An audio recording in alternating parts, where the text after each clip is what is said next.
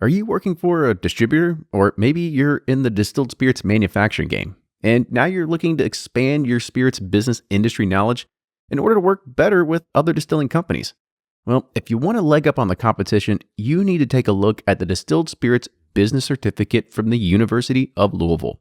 This is a 6-course online program, and it's going to prepare you for everything on the business side of the spirits industry, things like marketing, finance, and operations. And it's also 100% online, so you can access the courses at any time and anywhere. So go to uofl.me/Bourbon Pursuit to learn more. The Meltdown ice ball press is engineered differently because it doesn't use any pins. The top cover rides down grooves built into the base, and after about a minute, your block of ice is turned into a perfect sphere, and you can sit there and ooh and ah at all the melted water that drips down the side. It's a really satisfying thing to watch. Learn more at meltdownice.com. If you're looking to upgrade your sleep, do it today with a Bear mattress. You're guaranteed to get the proper back support, pressure relief, and comfort or your money back. Every Bear mattress is proudly made in the USA and comes with 2 free pillows. Try the top-rated Bear mattress risk-free for 100 nights. You can learn more at bearmattress.com/bourbon. That's BEAR mattress.com/bourbon. I'm going to try to say this first, and then you're going to correct me. So is it Chris Perugini? It's Chris Perugini. Perugini. All right. Yes. That's definitely way more Italian then. So. Oh yes, nice Irish name. Is it actually Irish? No, okay. I was like, I'm of 100% Italian heritage. So.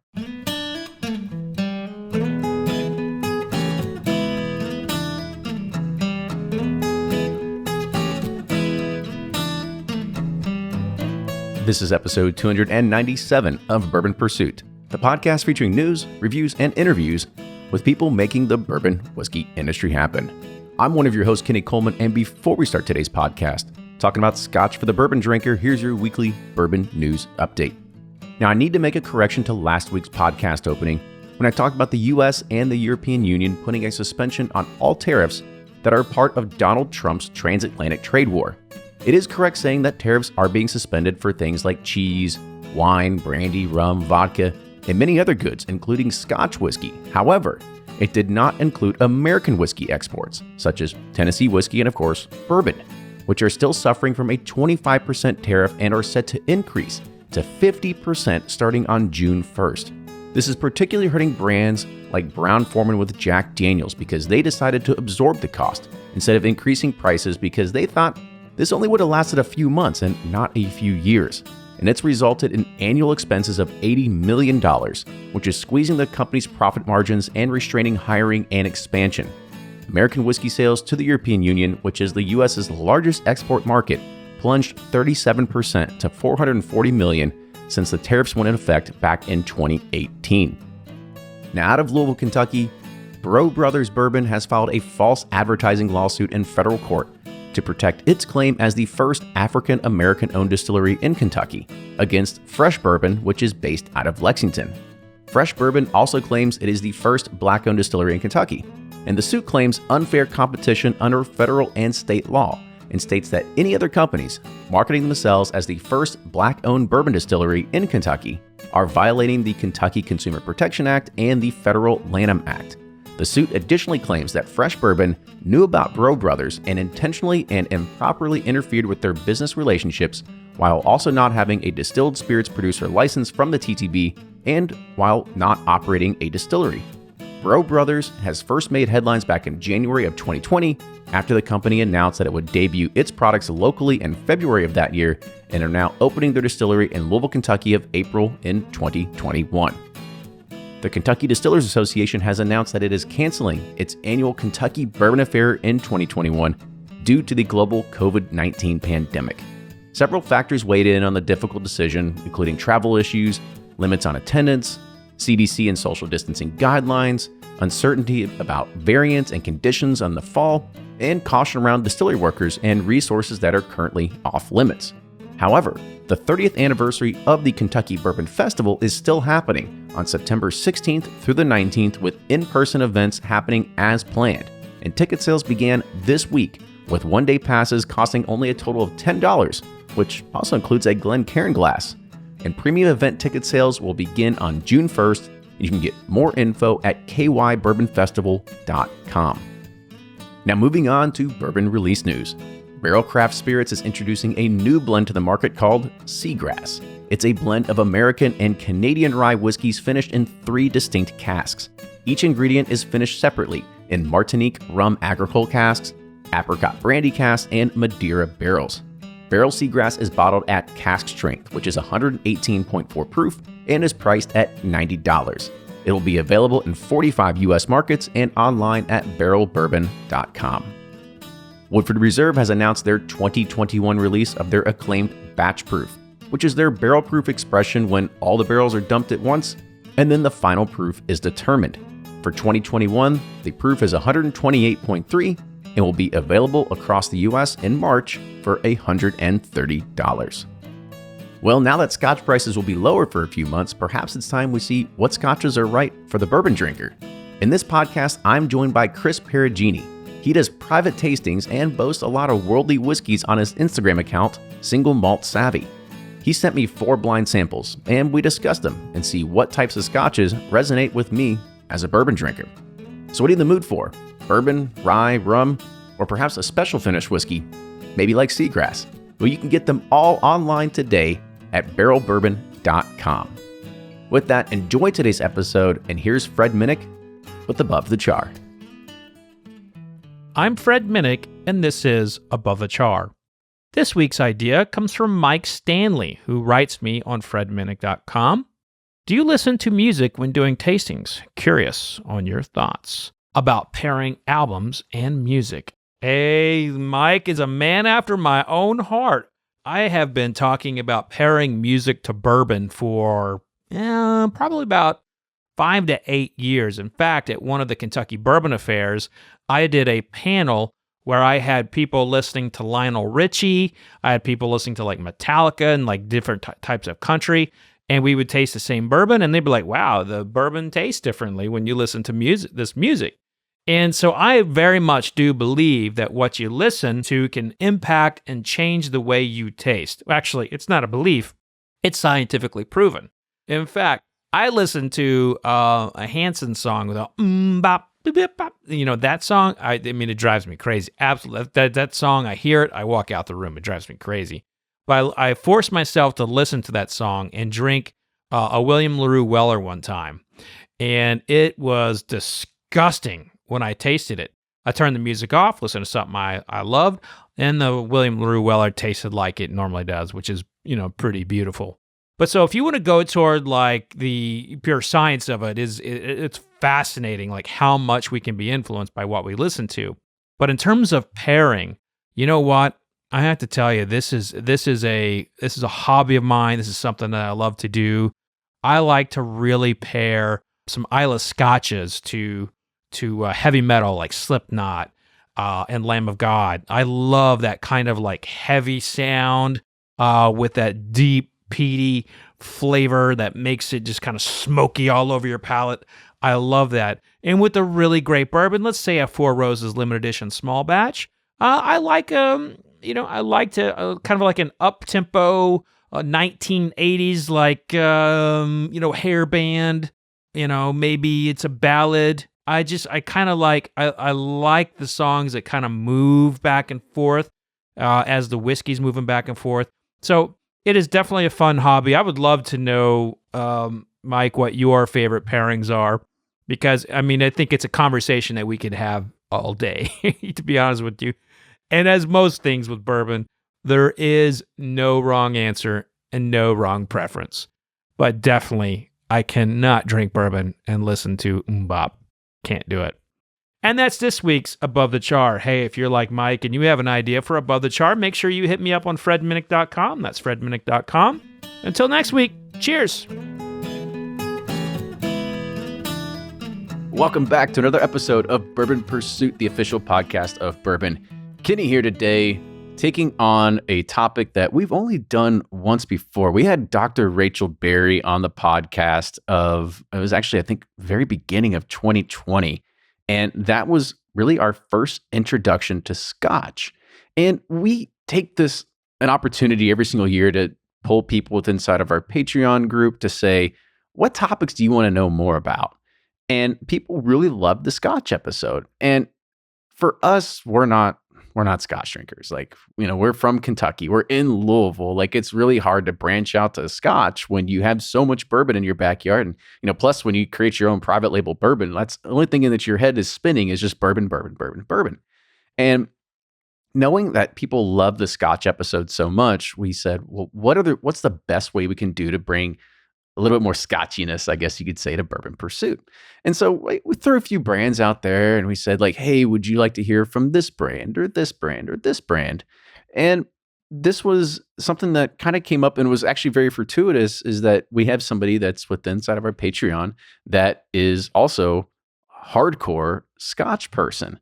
And we said, well, what if we take an unbiased approach? Well, that's not brand related or brand, aligned or anything like that. And we just kind of looked at more of like, what does it look like for somebody that is in the bourbon world to also figure out, well, are there Scotches that we could like too? So we said, well, let's do it. Let's do, Scotch for the bourbon drinker. And so I'm very, very excited today to be able to have on our show, of course, a Patreon supporter, but we have Chris Perugini. He also runs the Single Malt Savvy tag account, everything like that on Instagram and a few other different places. So Chris, welcome to the show. Thanks, Kenny. I'm really excited to be here, and let's chat about Scotch. Yeah, well, let's do it. Well, we'll get to that. Like, we always want to start with a random icebreaker to kind of let people know a little bit more about you. And so, Chris, your question is what was your first car? My first car was a 1998 Chevy Blazer. Nice. And it it's actually funny that now that I'm thinking about it, that car had something going on where no matter what time, what part of the year it was in, there was this heat that would blast down into sort of right where the brakes and the gas pedal was, so that in the middle of summer, even with the AC blasting, your foot was completely on fire from that blast of heat. And we had them look at it over and over again. They could not figure out where that heat source was coming from. So wow, I have not thought about that in a really long time. Oh, that's awesome. I mean, everybody's got one of those good first car stories. So mine was a 1986 Nissan 200 SX 4-cylinder turbocharge. And my dad always told me, he was like, this is too much car for you, son. It's too much car for you. I was like, it was a manual. So I had a stick shift as my first car. That's what I had to learn on. And I think that was kind of like, when you learn on a manual, it's like one of those like skills that you'll never lose. Like, it's just something that you'll always be able to take with you. And I've always said that'll be the greatest thing about ever going on the greatest race, or the, whatever it is, the amazing race. Yeah. Going on the amazing race is because they always have one challenge where you have to use a manual drive car, and people just sit there and fumble over it all the time. And I was like, I would have this. I would own this competition if it came down to me for that one. Well, when the casting call comes, you'll be ready. Yeah, for sure. But I also, even to my dad's point, I did end up wrecking the car because, just being a teenager and probably being dumb. But that was I guess, it's a bad way to finish the story. But it was a good car for a long, long time. But I said I wrecked the car, and then it had to get a few repairs and had some mismatched colored paint on it. But it was actually a car that used to talk to you. Too. It was like, oh, really? Yeah, like very Knight Rider like. It had like the automatic seatbelts that would, come up when you close the door, and it would be say like, door is ajar, like if it was open or something like that. So, oh, that's way ahead of its time. Yeah, I was about to say it was a little ahead of its time. So, Chris, let's start talking about Scotch. So, you're really going to kind of be my Scotch Sherpa as we start going through this. So to kind of set the stage for everybody else is that Chris has sent me 3 different pours of different things, and called pour 1, pour 2, pour 3. And so I'll kind of start putting these in my glasses here in a second. But I guess a question for you is, somebody that's coming from the bourbon side and going and trying to find Scotch, I mean, let's just kind of like set the bar pretty easily here. Like, what are some of those those brands that people should start gravitating towards? And maybe what are those things that people should probably stay away from if they're really just trying to enter into the market a little bit? Yeah. Yeah. And especially when we're talking about the three samples that I sent you, I thought for a really long time about what I was going to send you, because the range of flavors that is available in the Scotch world is so varied. It depends on region and cask type and all sorts of different factors. And so to even just try and narrow it down to three individual expressions was a really, really tricky challenge for me. For every pour that I sent you, there were probably five that I considered. And I might talk a little bit about those as we're going through that, but because the range of flavors is so vast, it really made it kind of tricky. So what I did was, and we'll certainly get to these as we go through, but I picked three pours that we'll taste in order that sort of talk a little bit about the some of the differences, some of the big differences between both bourbon and Scotch, and then some of the things that makes Scotch unique. Now, what I did not include in any of your samples, to sort of touch on part of your question, was anything that was kind of falls in that heavily peated arena. Oh, thank God! Yeah, that's. It's funny. I thought about it, but I decided not to. I've got a lot of friends and family that really do stick to bourbon for the most part. And every time we try and dip our toes into those waters, it doesn't go well. So I wasn't going to put you through that today. But I do have three very different expressions with three very different styles to them that don't sort of cross that line into the heavy peat. Yeah, I remember when we had that podcast with Dr. Rachel Berry, and we had a peated one. And Ryan and I were kind of like looking at each other like, do we tell her we hate this? Like, is this something we should keep to ourselves? Yeah, to be honest, I've been a Scotch drinker for almost 15 years, and I'm actually not a really big peat guy myself. Even after all these years, I think for some people it's you either love it or hate it. Some people can sort of gain a little bit of an appreciation for it, but even for me, there are some expressions that I just kind of stay clear of. And as we'll talk about at some point during the discussion, there's an entire region of Scotland that's kind of the home to peated whiskey. And so, one of the things that you can definitely steer clear of as you're kind of making your transition into Scotch is to avoid that entire region to start with. That's a good way to do it. Yeah. It'll keep it. I mean, it keeps things a little bit safer. So, our first pour, if you do have that in your glass. And what I noticed going through these, and I'll show them for the camera that's anybody that's watching this, but if you're listening, just to kind of give you some visual cues, is that it actually goes in sort of a progression from lightest to darkest. And so I don't know if that was something that you're trying to do, but this is definitely the lightest one. It's kind of more of like a hay or a straw color, if you will. Yeah. Yeah, and one of the things that's kind of interesting about Scotch, especially when you compare it to bourbon, is that one of the things that you're going to notice really, really pretty quickly is just the color alone. And so, a lot of whiskey these days in Scotland is being made without added coloring, but there's actually some brands out there that still add artificial caramel coloring to enhance the actual flavor not the flavor, but the appearance of the final pour. So we're talking about whiskey that's being aged instead of being aged in brand new charred oak barrels like bourbon would be. We're talking about refill barrels that once held bourbon, or barrels that have even been used 2 or 3 times already. So if you think about the impact that the wood is having on Scotch as compared to bourbon, now we're talking about a barrel that's been used probably a couple of times. And so the resulting color can often look really, really light. I've seen some expressions out there that were upwards of 27, 28, 29, 30 years old that looked just like this pale straw. And it really has no impact on the flavor. It's just the influence from the wood itself. Yeah, I mean, that's always one thing that's been interesting, as everybody kind of knows in the bourbon world. It is a new charred oak barrel one time. After that, it's done. And most of the time, these are working with very, very large corporations, whether it's Brown-Forman or Diageo. They have bourbon in their portfolio, but they also have a lot of Scotch in their portfolio. So as soon as it's done with bourbon, pack it up on some containers, put on a ship, and it just goes right over across the European Union and goes to whatever kind of distillery that needs it at that point. Yeah. I mean, the bourbon industry really is kind of the lifeblood of the Scotch industry these days, especially the way that the market has grown, over the past 10, 15 years. So of course we've seen the growth on the American whiskey side of things. It's just as crazy on the Scotch side as well. And so, that steady supply of freshly used bourbon barrels making its way into Scotland is a huge part of the industry.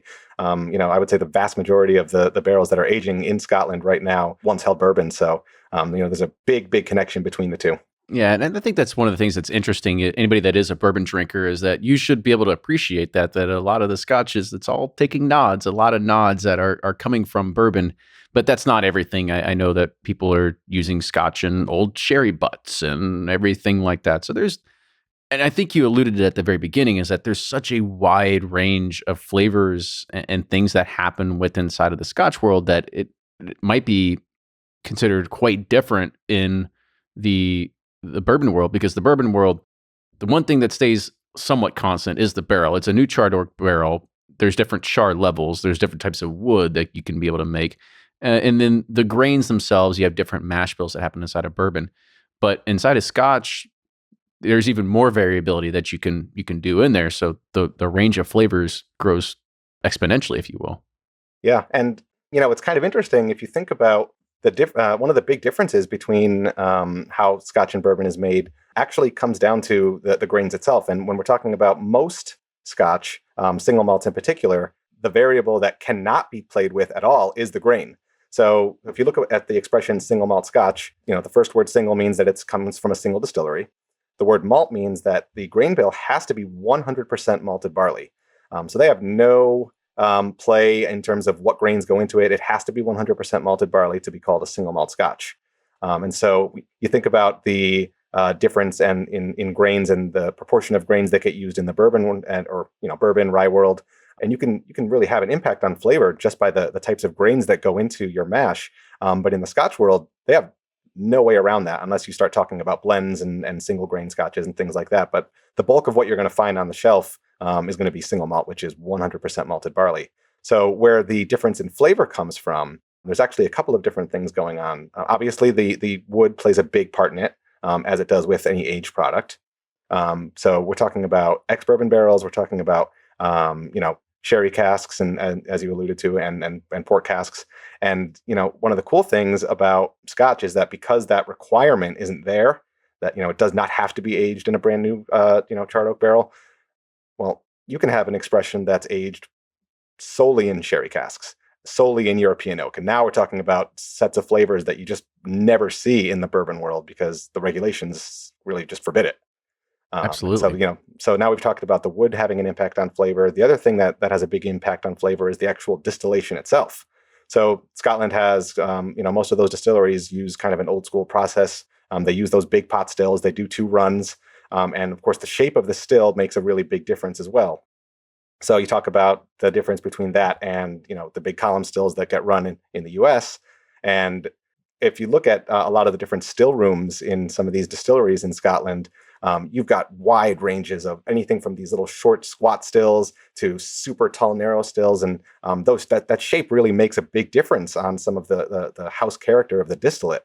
And so compared to a lot of the distillation that happens over in the US, now we're talking about controlling your house flavor from the stills itself, and then really utilizing all sorts of different variations of wood to impact flavor.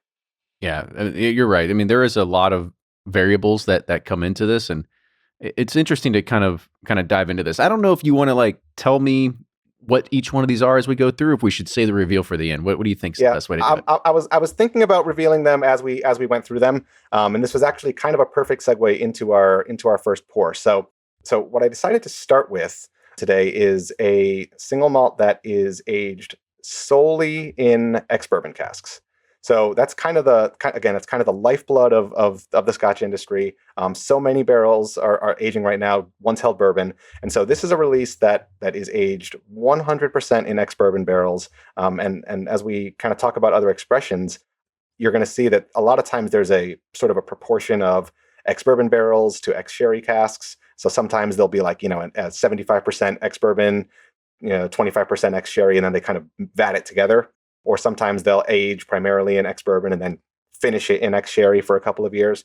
But with this expression, it's all bourbon, 100% aged the entire time in those ex-bourbon barrels. And it kind of produces what I consider to be a really classic ex-bourbon cask matured whiskey. So, you've got that you can kind of get some of those hints of bourbon notes, but again, it's not heavily oak and vanilla driven the way that you would find from bourbon itself. It's got more of a grain forward, sort of a floral type of kind of like a fruit orchard type of note as well to it. Totally agree. And so this is a really, really good expression, I think, to kind of set your expectation for what a good Highland single malt is. And I would say this is a good introduction for a bourbon drinker here, because as you had mentioned, if it is ex-bourbon cask, now that I smell it, there is that note of some caramel vanilla that does come that you would expect to get from that particular kind of cask. The taste is a little bit different. As you said, there's a little more grain forward there, and you definitely get more of that barley note there too. Yeah. And so I thought a lot about what I wanted this first expression to be. And I mentioned that this is a Highland single malt. So the Highlands is a huge, huge region of Scotland. There's 5 main regions.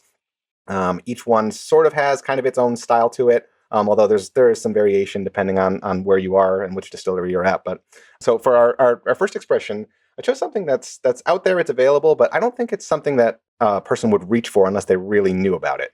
So okay. This is going to be Deanston 12-year-old. So it's probably a brand that you may have walked past before on the shelf, but it's not something that you would probably reach for, especially if you are looking at brands out there that, sort of have the name recognition already. So you've got your Macallans and your Glenfiddichs and your Glenlivets. So Deanston kind of falls in sort of a similar kind of style as like your Glenlivets and your Glenfiddichs, but I think it's done a little bit better in that it's bottled at 46.3%. I like to showcase single malts that are at that 46% alcohol by volume or higher because there's a good chance it's non-chill filtered.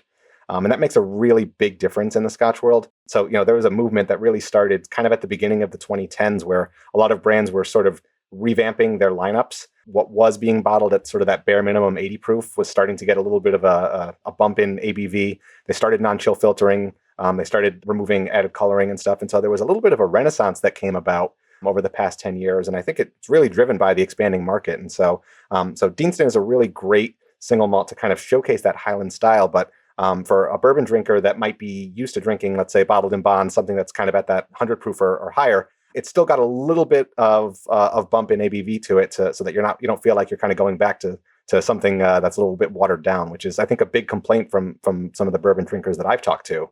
They always say that, some of the Scotch out there that they tried, it's bottled at that 40%, taste watery and thin, and it's kind of just part of the process of making Scotch. It's more of an elegant whiskey, and so it's kind of meant to be kind of a little bit more smooth and kind of watered down. But a lot of these brands are really starting to kind of back up and say, hey, let's just start non-chill filtering, let's start bringing the proof up a little bit, and it's making a big difference. I think the cask strength renaissance might have been the one that Charlotte broke the camel's back there.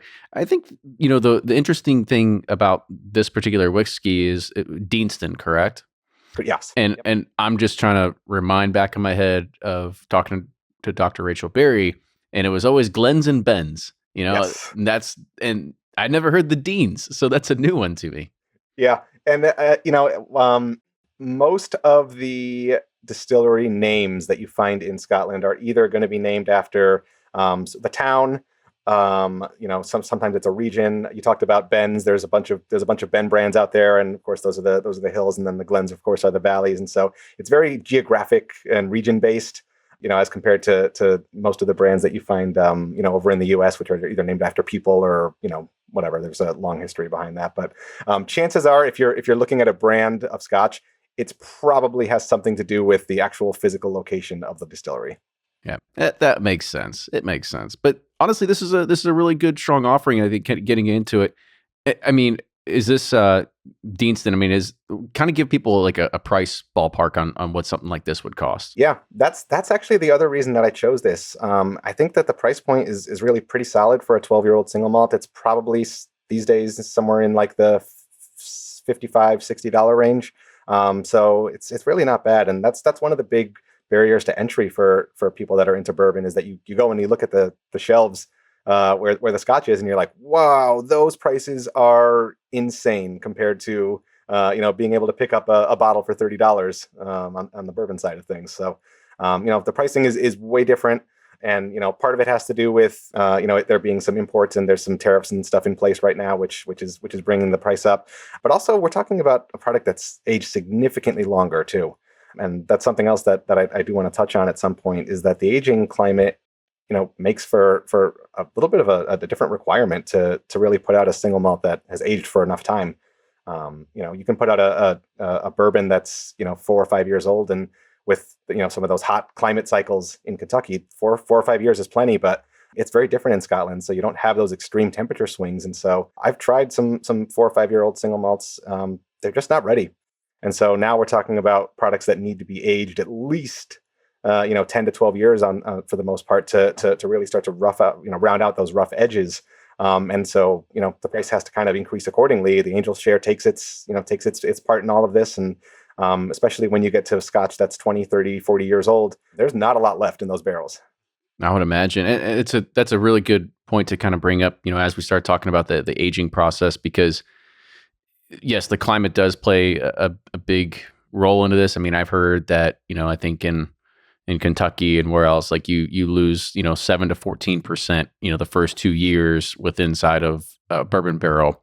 But if you do this over in Scotland, or, in Scotland, you're at around like 2 to 4%. So yeah, it's significantly less, but it's still happening, and happening over a much longer period of time, depending on the age of the expression. So for sure, and for some reason it is different. I mean, I'm not too sure if it is the character of the grain that's going in, or if it's all climate. But yeah, you're right. Like, you can get a really good bourbon in 4 to 6 or 7 years inside of the bourbon category. But to do that inside of Scotch, it's actually very, very difficult. And so that's why you don't see anything from the Scotch category coming out at a younger age range. I mean, most of the things that, at least that either I pay attention to or that I see when I walk across the shelves at the local liquor store, yeah, I mean, most of them are at least in double digits.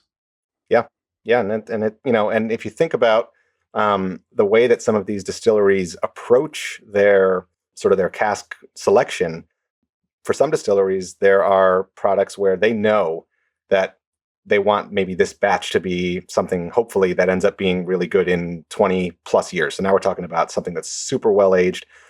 They might actually purposely choose to use a barrel that's either a second fill barrel or a third fill barrel, something that's already aged whiskey 2 or 3 times after aging bourbon. And so they know, hey, it's almost the equivalent of saying, hey, let's put this in the slow cooker and put it on low for 12 hours. Same thing.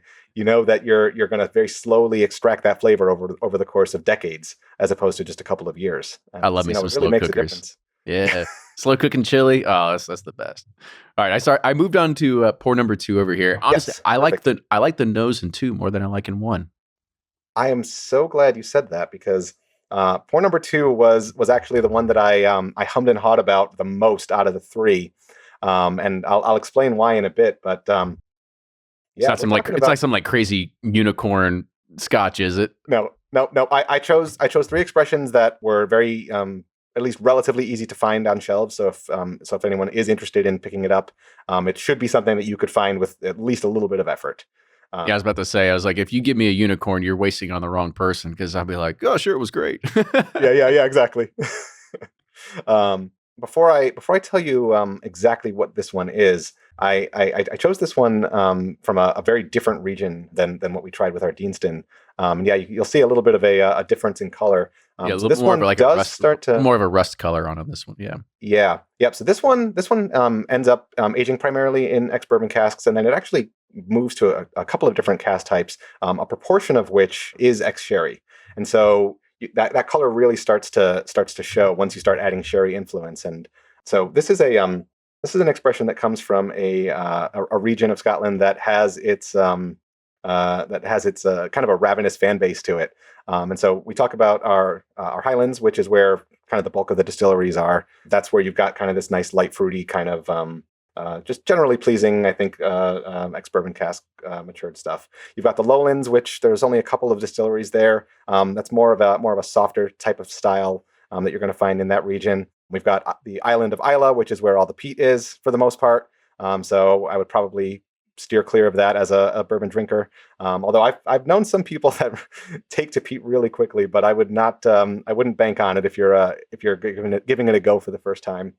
Speyside is a region within the Highlands, and there's a huge concentration of distilleries there. But our last region is actually where this comes from, and it's called Campbelltown. It's on the west coast of Scotland, and it's kind of where the lowlands and the Highlands meet, kind of in that area. It's on the shore, and there are only a few distilleries in Campbelltown. But one of the reasons why I chose this expression on purpose is that there is there's a term among the Scotch community that is very, very unique to Campbelltown, and they call it Campbelltown funk. I like it. And so, you and it's one of those things where you almost have to smell it and taste it to understand it. And so if you think about, if you old school dusty wild turkey funk when you smell it and when you taste it, and it's almost kind of hard to describe until you've tried it. And this kind of has a similar vibe to it, right? And so the primary distillery that kind of features that Campbelltown funk is a distillery called Springbank. And I did not choose that simply because Springbank does have some peated elements to it. And I wanted to almost isolate that little weird funk without the peat influence, knowing that it would be kind of overpowering for your palate potentially. Probably. That's probably the only thing I'd pick out. I'd be like, oh, yeah, smoke, cough. Yeah, exactly. And so while I think there is a little bit of a kind of a smoke influence, it's really it really plays kind of a supporting role against a cast of all sorts of other really cool flavors. And yeah, there's like a nice little toasty note to this as well that I think is kind of cool. And I believe this expression actually does have a kind of a heavy char finish. So I thought that would be kind of cool for a bourbon drinker to try something that again kind of relates back to the bourbon world. We're seeing a lot of those heavy char finishes in the bourbon world these days. And this is a Scotch that's doing the same thing, and you don't see that kind of finishing very often, where they're messing with char levels in the Scotch world. So I thought this was kind of cool. Yeah, I do. I actually, okay, so I'll go ahead and start ranking them as I go. So right now I like 2 more than I like 1. I love the D-Town over there. I still think you're creating great whiskey. I just think pour number 2 right here. So far, I really enjoy this one. I think you are right. On that nose, you do get a little bit of, which now that you said the funk, you're kind of like, oh my God, that actually is there a little bit. Like you do get just a little hint and reminiscent of it.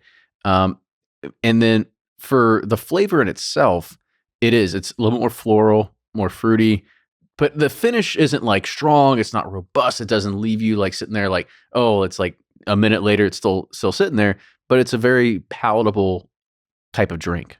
Yep. And it is. And, this one is, I don't believe this is bottled at cask strength, but it is higher proof. Let me see. It's at 51.5%. So, again, a little bit more of a bump in ABV here. Of course, again, I sent you three expressions that were non-chill filtered on purpose. That way you've got that nice kind of oily mouthfeel, which I think makes a big difference. But yeah, so if you're interested in the reveal, it's not like you're going to know what the brand is. Spirits of French Lick exploded onto the distilling scene early in 2016 as Indiana's largest double pot still distillery. They employ old world sentiment with new world attitudes, delivering the finest handcrafted bottle and bond bourbons to an audience eager for an alternative to the big guys. And their distiller, Alan Bishop, uses historic Hoosier yeast strains, alternative grains, and 53-gallon number 2 char barrels to bring you spirits with unparalleled quality and depth of flavor.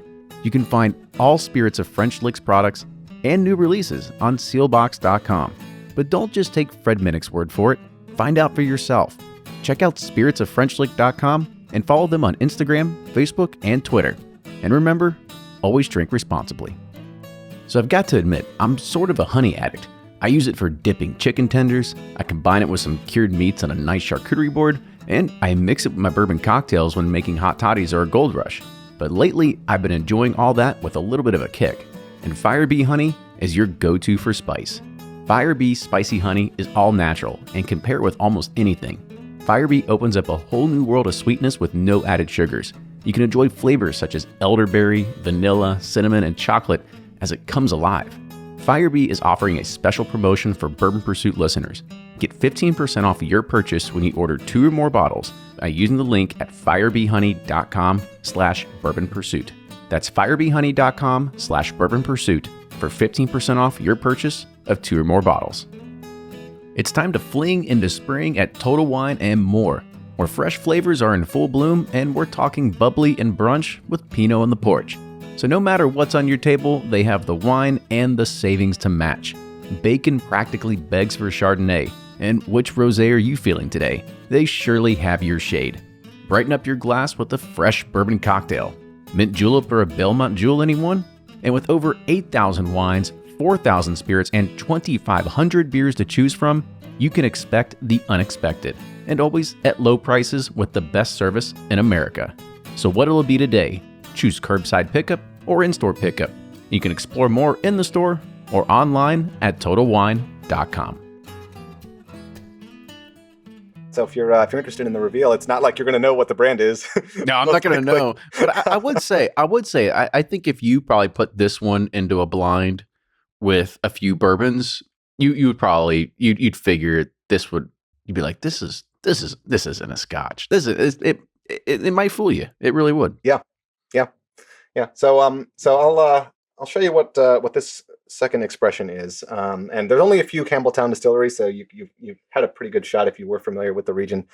This is a distillery called Glen Scotia, and the expression is called Victoriana. So this is a non-age stated Glen Scotia, and I don't think it says it on here, but it's it has that charred oak finish, and so this is typically when you see something without an age statement in the Scotch world, you kind of make the assumption that they're kind of dipping into the single digits, although it probably isn't all single digit aged whiskey. So a lot of times you'll see, and this is happening, of course, in the bourbon world too, you'll see an expression and then the age statement goes away, and then they come out with something that's kind of similar. And instead of having a 12-year age statement, you're gonna assume, okay, well now they're probably tapping into those 8-year-old barrels. There might be some 12-year-old barrels in there too, but because they're dipping down below the double-digit mark, they just remove the age statement completely. So I'm going to say this is probably a relatively close to 10-year-old whiskey, but it's got that sherry influence. It's got that new charred oak influence the heavy charred influence that I think really could appeal to a bourbon drinker. And there's not so much sherry that it kind of loses that classic ex-bourbon cask flavor to it. So the sherry is going to add a little bit of that spice. You might get a little bit of those like kind of dark fruit notes, and that's primarily going to come from the sherry casks. But again, this is an expression that I think is just really draws a lot of parallels to the bourbon world. I think people would like it. I do. I think it's a good harmonious kind of liquid, if you will. I mean, I think it really does. It plays really well. Like I said, if you would have put this in a blind, and I mean a legit blind, like I could see by color alone, it would probably not stand up to some of the bourbons that you typically see. But if I let's say double blind, like literally the cups are blind and I've got a blindfold on, then I might be able to say like, yeah, this might actually pass for some type of bourbon, but it is good. And it is funny that you say that we see this happening not just in bourbon, but we also see it in Scotch, where people are either removing age statements and having to get product out the door. I mean, is that something? I'm not in tune with the Scotch world, of course, but we can always look back at the days of Elijah Craig taking off the 12-year age statement and everybody, throwing fists in the air and getting mad. And then a year or two later, we're like, it's okay. Like, we're good. Yeah. At least there's still 12-year, I think, on the back of Elijah Craig barrel proof, but it's still really good whiskey. And nobody's really upset about it by any means anymore. So is that a pretty common practice that you kind of see in Scotch now too? It is, although there are a lot of brands in the Scotch world that sort of doubled down and prepared really, really heavily for an upswing in the market. So I don't know who was doing the forecasting for some of these brands, but there are a few out there that quite literally have kept the same exact age statements that they had 10, 15 years ago. And I don't know how they're doing it other than they planned ahead really, really far in advance and had those well-aged stocks ready to go. At least some of those are like 20 plus years old. I mean, that's insane. Yeah, it's pretty incredible. And so to see some distilleries out there that, again, are putting out consistent 21-year-old plus releases, somebody really, really thought things through a long time ago. And it's kind of cool to see who planned for it and who didn't, because there are some expressions that just went by the wayside. And so I got another question for you before we start moving on here. Pour number 3. In the bourbon world, somebody gets into bourbon and then they really start exploring bourbon. And the next thing they're like, I got to get my hands on Pappy. And we see this time and time again. And we're like, okay, like, here we go. Another person that we've got to educate to be able to like, listen, there's a lot of great whiskey. Don't get me wrong. Pappy's a very good whiskey, but there's a lot of other good bourbon out there you should try. Does it happen to the same thing in the Scotch world? They're like, oh, I got to have the Macallan, whatever, 30, 40, whatever it is. I mean, I know the Macallan is kind of like one of the bigger names. It's like the Pappy Van Winkle, maybe-ish, of the Scotch world. Do you see that happen time and time again, too? It's funny that you mentioned Macallan right off the bat, because that's the first place that I think is, Macallan special releases are always highly sought after. And it's kind of interesting that brand in particular went through really a pretty interesting almost rebirth over the past 10 years or so. A lot of it came down to the casks that were at their disposal, 10, 15 years ago compared to now. And so one of the things that made Macallan, such a sought after brand was that they were using some of these incredible sherry casks that were holding, that once held this 30, 40-year-old sherry. And of course, 30-year-old sherry barrels, once the market starts to take a swing in the upward direction, they run out really quickly. And so a lot of what has happened with that brand has sort of shifted to more of an American oak driven type of profile. But one of the other things that makes it tricky on the Scotch side of things is that we're talking about a very, very different global market for Scotch. So there's a huge market in Asia. There's a market there that will buy up anything that gets put out, especially if it has a special release on it, or if there's a huge price tag or a huge age statement. There are some brands that almost seem like they're producing just for those specialty markets. Makes sense sometimes, though. Yeah, and you know what? There are a couple of countries in particular. Taiwan will buy everything. They will just buy it all up. And so the distilleries have made note of that, and there are a lot of releases that are actually Taiwan exclusives, because they just know that Taiwan will buy anything that gets put out there. But they end up putting out really cool stuff. And so they're actually had to track down a bottle of a very special edition Glenlivet that came out just for Taiwan. I ended up going like the auction route, and it basically did the world tour to get to me. But they really do pay attention to global markets in a very, very different way than what we see here in the U.S. with bourbon.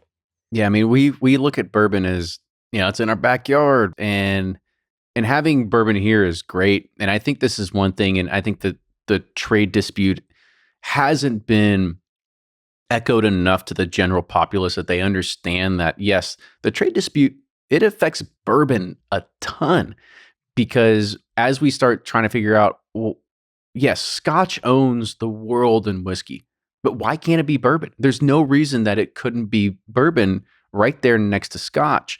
And most people are very, they have their blinders on and they think, well, that's great. I just get more whiskey in my backyard. Like, no, like, we're trying to grow the category as a whole. We're trying to get more people in the world involved in seeing the greater good of what bourbon can do. And it's awesome that even Taiwan can basically have country exclusives. I mean, I would only imagine that, and hopefully the day will come where there are exclusives like that for the bourbon category. And maybe it's because it's either a blend with somebody that they did something special and it's only going to Japan, or it's going somewhere. Like those are really cool offerings that I think helps grow the category immensely. Yeah, I mean, and if any country deserves it, it's Japan for really keeping the industry afloat when it needed it. Absolutely, for sure. So I started moving on to number 3 already. Yeah. So the color, if you were to put this in a blind, you'd be like, oh, okay, well, that's definitely a bourbon. However, when you start getting into the nose and the taste, it's not. And I'm going to go ahead and try to put my little spin on this. I feel like this is much more sherry influence. Am I wrong? No, you are absolutely correct. Okay, good. So my palate is just busted. Like I know at least a little bit what I'm talking about. Oh, absolutely. And yep, the color is kind of a dead giveaway. You don't see that sort of like just burnt copper hue without some hefty sherry cask influence. So now we're talking about a very, very different flavor profile than you're going to find compared to the other two. And I love coming up with these flights. So I do a lot of tastings, both in person and lately virtual, with the way that the world has been. And so once you switch to what we like to call in the Scotch world a sherry bomb, you do not go back from that. So that's always going to be your closer for the evening. And, it's just going to stick and stick to your mouth and just coat it with that extra sweetness. And there's definitely no going back after that. So is it just because of just the sweetness, and that's just like basically your palate just gets like it succumbs to it, and then it's really kind of hard to go back to either something that's a little more hay or straw color or anything like that? Yeah. We're just talking about the most full body profile, and that extra sweetness that comes from the sherry. It's hard to top that. The only thing that would top this would be something heavily peated, but that pour didn't make it to you, unfortunately. It's okay. I would have been like, I'll have a little bit and be like, thanks for the pour, Chris. Now it goes down the drain. Yeah, exactly. But yeah, so what you're probably noticing here is just how front forward those like red berries and that hefty baking spices. A lot of times most times the sherry casks that get used in the production of Scotch either held Oloroso sherry or PX, Pedro Jimenez sherry, and those are the sweetest of the sweet. And if you look at the spectrum of different types of sherry, there's a whole bunch of different types. There's sherry out there that actually looks just like white wine, has sort of a dry texture to it. But PX and Oloroso have this super robust sweetness. PX in particular, the grapes actually get sun dried down to like the consistency of raisins, and it just makes it this huge big blast of sugar that goes into the production. And so, yeah, I mean, you can really tell the difference when you're talking about a sherry cask compared to an ex-bourbon cask. For sure. And I will say that, I've had the opportunity to have a sherry bomb or two, if you will. And this was, I think, for maybe anybody getting into bourbon, I guess Angel's Envy is kind of your closest kind of competitor, or, kind of something that you can get off the shelf relatively easy and compare it side by side. However, there's a notable difference in the flavor of the whiskey when it comes from something that's a Scotch sherry versus something that's just, a bourbon finish in an export barrel. Yeah. And, part of that has to do with the fact that you almost get a chance to isolate the influence that the sherry cask has without the competition from the corn. So you think about what a dominating grain corn is and the kind of sweetness that grain adds in bourbon. Well, you take that and you add a sherry cask finish to it, and now you're just throwing sweet on top of sweet. And it kind of makes it tricky sometimes to separate the two. But when you start looking at something like a single malt, where we're talking about a very different, much more robust grain that doesn't just add that big blast of sweetness like malted barley, now the influence that you're getting from the sherry cask is way more. It's way easier to isolate it and really kind of see exactly what kind of influence it has on the whiskey. Yeah, it's much more pronounced. You definitely do get more of that sherry note. And I actually had to go back and try number 2 side by side to kind of figure out, like, okay, well, which one was more bourbon-like? It's hard to tell. Like, I would love to be able to put 2 and 3 into a flight and actually see if I could be like, which one's not the bourbon? And I think that color alone, of course, 3 is going to be in there and 2 would rule itself out. I still feel 2 would still hang pretty well when it comes to it. Yeah, I think so. But with 3, I'll let you do the reveal here in a second. I do feel that there is a good sherry influence that might, for at least people that are not accustomed to a lot of bourbons, would be like, oh, that's overly fruit forward, is what they would probably think it is. In fact, it's really not what it is at all. But it's still a very standout whiskey, and I think, and I know, I guess I'll put up to you is like, if you are a bourbon drinker, and you gave me 3 flights or 3 samples today, and you're to say, like, okay, if you want to make an entrance into the Scotch world, at least just to try and expand your horizon, because we're all getting sick of chasing after allocated bottles and getting told, no, you can't get any BTAC this year, or whatever it is. Which one do you think is the right move for somebody to go for here? Or is it just you got to get all 3? Well, it's a tricky question, and the reason why I paused for a minute is that I chose a sherry bomb on purpose as pour number 3, because in my experience, at least, with friends and family that are primarily bourbon drinkers, for whatever reason, the sherry bomb always seems to be a hit with the bourbon folks. I think that you can kind of relate to the sort of the extra sweetness that kind of almost adds itself as a really, really thick layer on top of sort of that grain forward note. And so when you make the switch over to Scotch, and now we're talking about, again, a grain in malted barley that is a very, very different style than what you would find with a corn-based grain bill. Having, I think, the comfort of that extra sweetness from the sherry cask goes a long way. While I think that the Deanston and the Glen Scotia are great choices, if you really want to kind of ease your way in by kind of almost going backwards through the level of sweetness, something that's got some heavy sherry influence would probably be a good place to start. All right, so do the reveal. What are we drinking for number 3? Yeah. Number 3 is actually a single barrel, and this is a 15-year-old single barrel from the Belvini. So I happen to be a huge Belvini fan. They were one of my first loves. I know that name before. I've heard of the Belvini before, so yeah. I know they're at least somewhat popular. Yeah, it's it's actually the sister company or sister distillery of Glenfiddich, both owned by William Grant and Sons. They actually are almost like right next door to each other. And so this is a single sherry cask from the Belvini, and I actually am just getting to the end of this bottle, but I have another one next to me, and I want to show you the difference in color. When I hold this bottle up, we're talking about like, wow, that's like you can coffee. barely see through it. Yeah, exactly.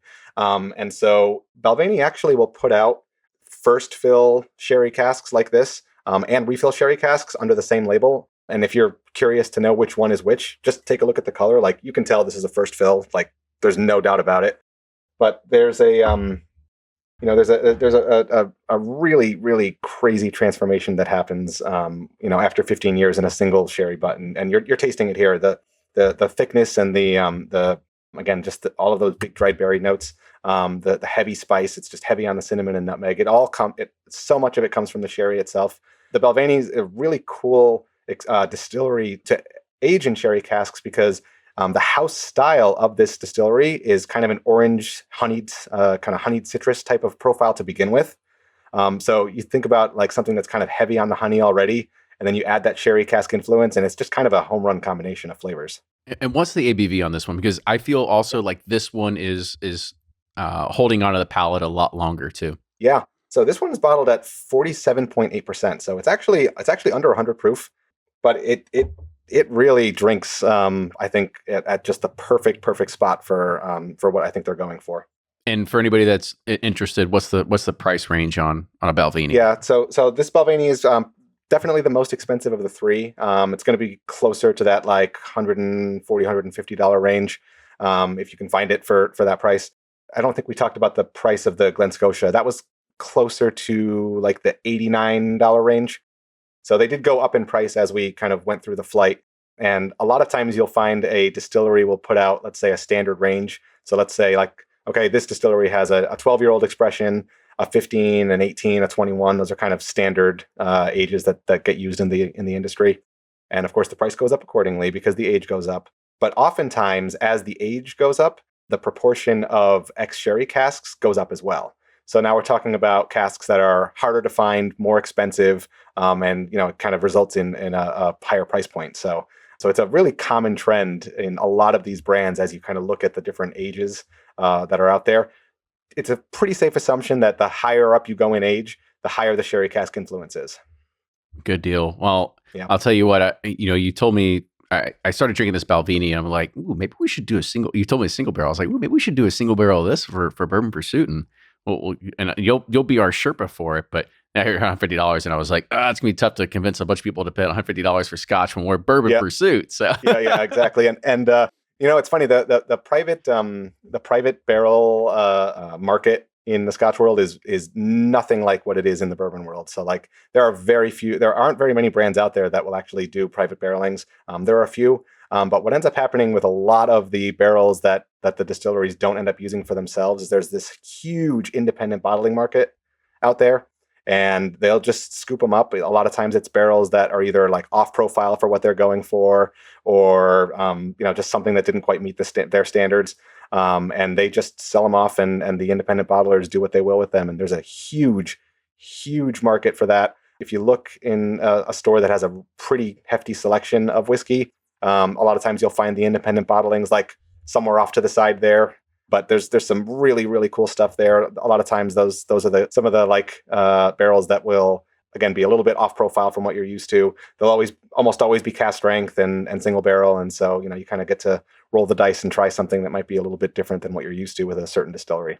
Yeah, I mean, this was great because you led us through a lot of things that were, like I said, you took us from a non-brand aligned sort of approach into the Scotch world. And I felt like I was able to try 3 different things that gave you a lot of different flavor profiles going into it. Now, the sherry thing, I agree. I think that's what 90% of bourbon drinkers would be able to be like, yeah, okay, cool. I can do a sherry bomb. But here with number 2, I think that there's some flavor profiles there that just really ring home for a lot of people. So I'm kind of torn between 2 and 3, but I do want to say thank you again for sending the pours and joining us on the podcast today, because you are enlightening a little bit more people, and I think you hopefully expanded a few more minds to say, like, you don't have to be all bourbon all the time. There's a lot of whiskey out there in the world, and there's a lot of good things coming out of Scotch too.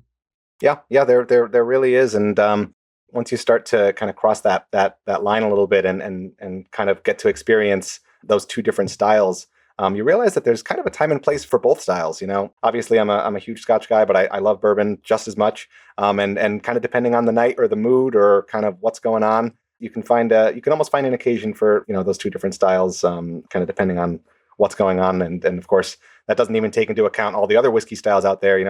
We're not even going to talk about Japanese whiskey or Irish whiskey, but there's another. I didn't touch on those yet. Yeah, I know. Yeah, it's crazy out there. So with Scotch, you at least know what you're getting yourself into. Japanese whiskey's a crazy spot right now. They're in a crazy place. So one of those days we'll do Japanese whiskey pursuit and it'll happen. But Chris, I do want to say thank you again for coming on the show today.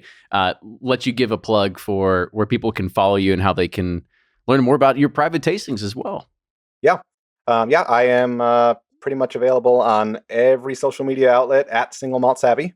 My website is singlemaltsavvy.com. That's where all of my reviews and articles are published. You can find me, I can reach me via email. I'm at chris@singlemaltsavvy.com. So if you are interested in doing a private virtual whiskey tasting, I take people through bourbon flights, Scotch flights. A lot of times we'll do varieties where we'll do kind of an around the world type of expression, where we'll do something from the US, a single malt from Scotland, and then a third expression either from Japan or, something Irish or, just some sort of third contrasting style. But yeah, it's a lot of fun. And, I really have, I've really enjoyed, especially over the last year or so, being able to bring that knowledge to so many people and sort of share some of these cool experiences. So, and this is certainly one of those experiences where I'm definitely grateful to have been able to have this conversation with you. So, so thank you again for having me. This was an awesome time, and really appreciate it. Well, for sure. And thank you for educating first myself, plus a lot of other listeners out there. I know many people that are into bourbon, we're like, snuff our nose a little bit. And we're like, who needs Scotch? We've got bourbon right here. We got our 51% corn. It's all we need. However, there is a whole other world out there. And as much as we want to go and chase every new bottle, there's just so many things that you can go and you can taste and explore a flavor range. And this is, again, one of the cool moments that I get to have, especially sharing it with you and being able to try something different, try something unique. And my Scotch collection doesn't go more than, I think, beyond like 3 or 4 bottles. And so this is a good opportunity for me to learn as well, because I know that we all have a lot to learn, because it is the wide world of whiskey. Like there's a lot of things that we can learn, a lot of notes we can take, and the flavors are they're all over the place. So it gives the opportunity for anybody to kind of really hone in and find out, what whiskey speaks to them.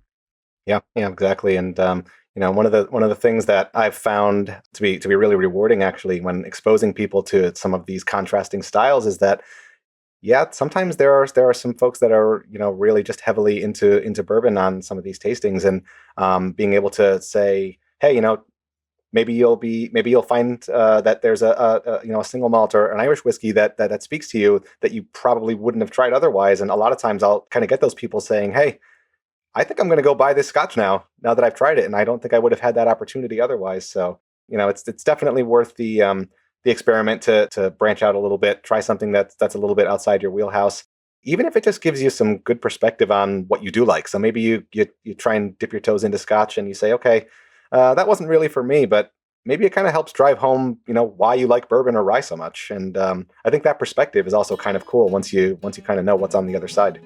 For sure. Well, make sure you follow Chris at Single Malt Savvy wherever you are on your socials. You can also follow Bourbon Pursuit on all the socials as well. And you can also get us wherever you get your podcasts. Thank you again for everybody tuning in, and we'll see you all next week. Cheers.